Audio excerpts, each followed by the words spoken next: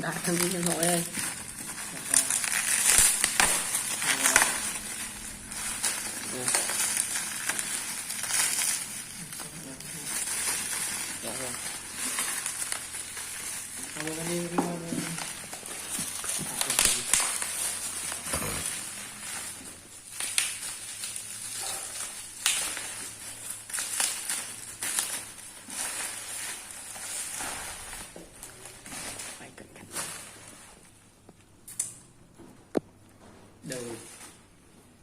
Đầu sau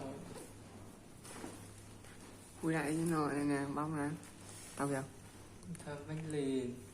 Tao đại cho nội đi. Đúng rồi. Tao ra.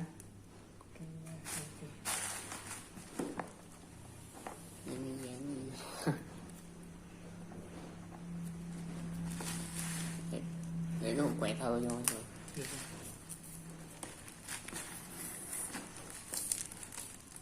Thôi.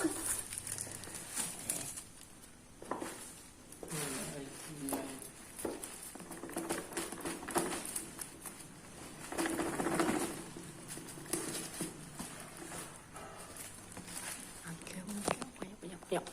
Bạn gì nữa đây?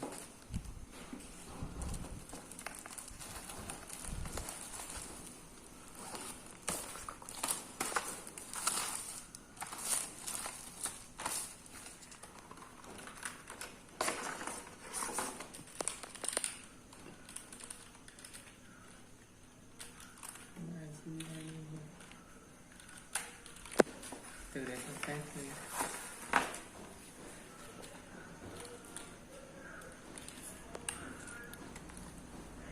That's good.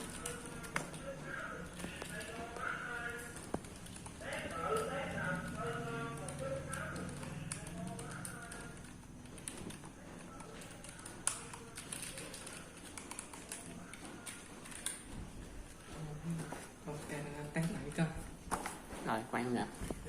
Quay tay đi đây. Gì? Ui giời.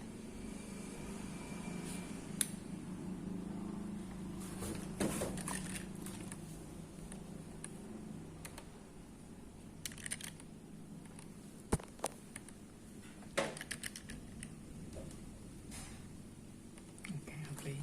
Ổn rồi đây.